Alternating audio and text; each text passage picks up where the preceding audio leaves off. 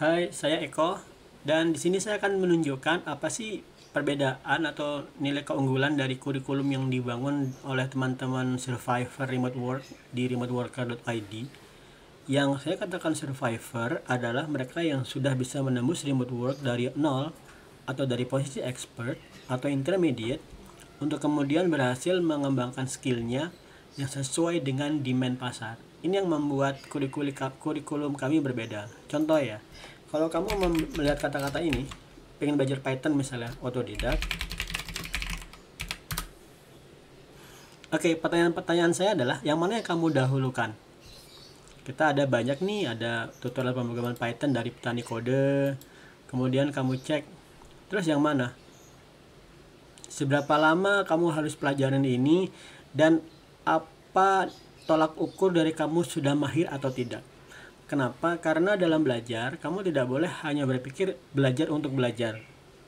Kenapa? Sekali lagi, karena tujuanmu atau tujuan yang kamu inginkan di remoteworker.id adalah membuat kamu menembus remote work secepat-cepatnya, seefektif-efektifnya. Kenapa?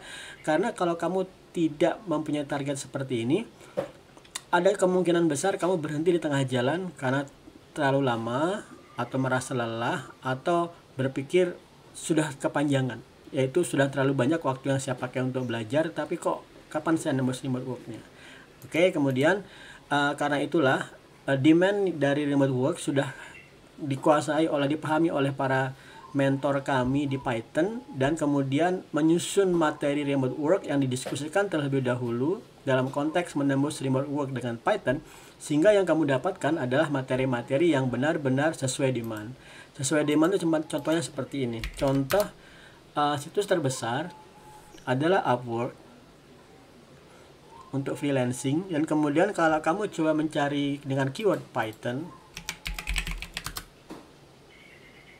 kamu akan dapatin 3000 job. 3000 job loh ya. Dengan 3000 job itu, job terakhir contohnya 21 menit yang lalu. Oke. Kemudian dari semua itu, yang mana yang benar-benar bisa kamu apply dalam waktu yang secepat-cepatnya. Kamu nggak bisa sekedar seperti tadi tutorial Python, kemudian rasanya yang ini deh dari Weekly School misalnya, atau ada juga lagi belajar Python, coba deh yang ini aja dulu. Terus targetmu bagaimana?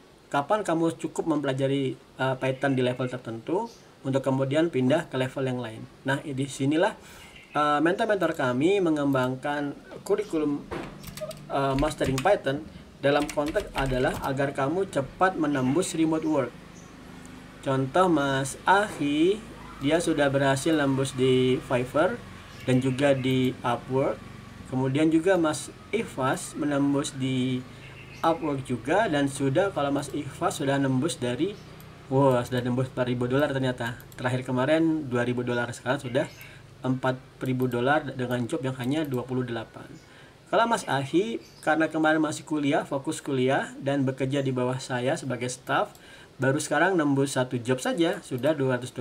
Dan kemudian juga Mas Ahi sudah survive di Fiverr dan menembus banyak job, 4 job yang 5 bintang. Kemudian mana lagi, saya nggak terlalu paham tentang Fiverr sebenarnya. Nah, untuk Fiverr akan di ada 4 job ya, 4 job di Fiverr bintang 5 akan dimentor oleh Mas Ahi sendiri. Nah, karena itu materi-materi kami susun berdasarkan skill-skill kami. Contoh saya sendiri mempelajari Python itu sebenarnya baru saja sekitar 2014.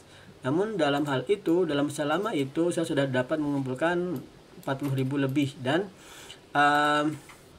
kamu lihat dengan 24 job saja sudah mendapatkan $40.000 lebih, sekitar hampir setengah miliar. Nah, teman-teman, karena itu materi yang kami susun adalah materi yang benar-benar sesuai demand. Kamu nggak akan mempelajari sesuatu yang dia nggak dibutuhkan, atau mempelajari sesuatu sekedar untuk belajar saja. Nah, kalau kamu berpikir belajar sekedar untuk belajar saja, maka posisimu bukan di sini. Posisimu cocok sebagai peneliti, guru, atau dosen yang tujuan belajarnya memang adalah belajar dan untuk kemudian mengajar lagi.